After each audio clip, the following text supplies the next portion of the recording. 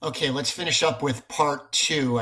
There's two videos for chapter 10, section 1. We're going to focus on the right-hand side of the reading now. After Jefferson was elected in 1801, he immediately made efforts, along with Congress, to reduce the power of government in several ways. He made government departments smaller.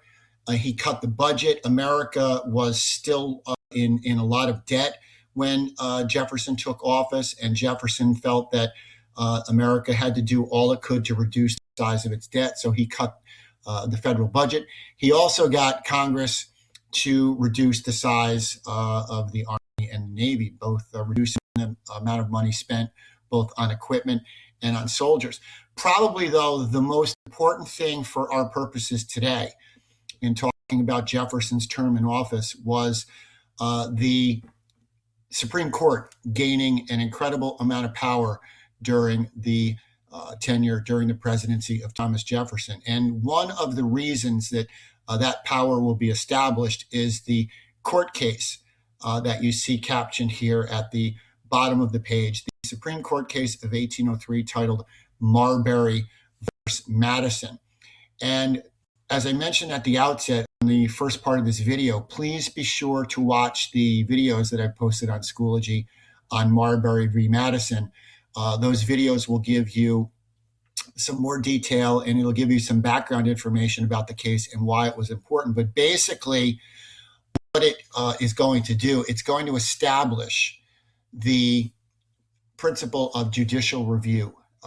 That means that the Supreme Court in 1803 is going to decide on this case. And with that decision, it's going to really assert itself as a co-equal branch of government along with the executive branch and the legislative branch.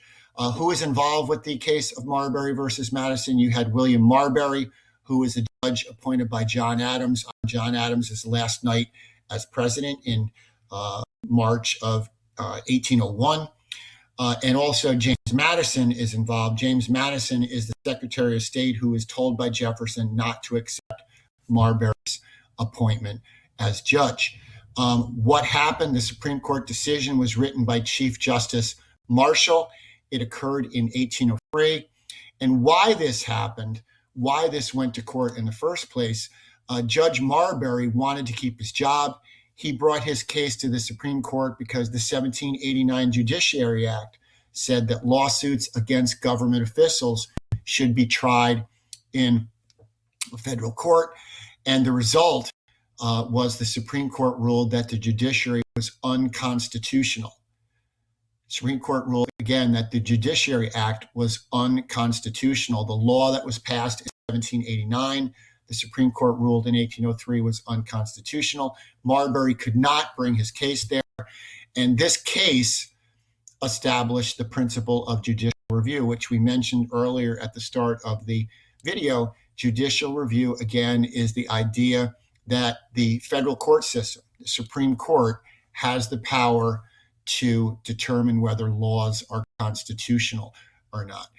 After you've watched the two videos I've posted on judicial review and on Marbury versus Madison on Schoology, and after you've looked at your vocab terms, your 10-1 vocab terms on Quizlet, I would like you to answer the two questions below, either on a separate sheet of paper or on a Google Doc. The questions are, one, how did President Jefferson reduce the power of government? Specific things that we just talked about in the reading above.